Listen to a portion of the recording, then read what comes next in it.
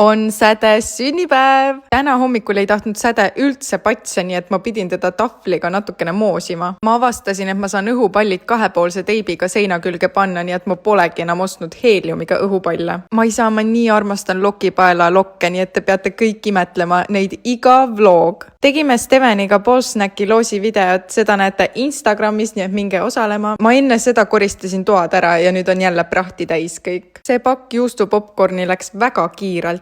Ma tegin Hedi Aimsalu video järgi küpsiseid ja ma olen neid juba reaalselt 10 korda teinud. Ma lausa tegin neid sügavasse ette. Ja kui ma teen neid külalistele, siis alati küsitakse retsepti.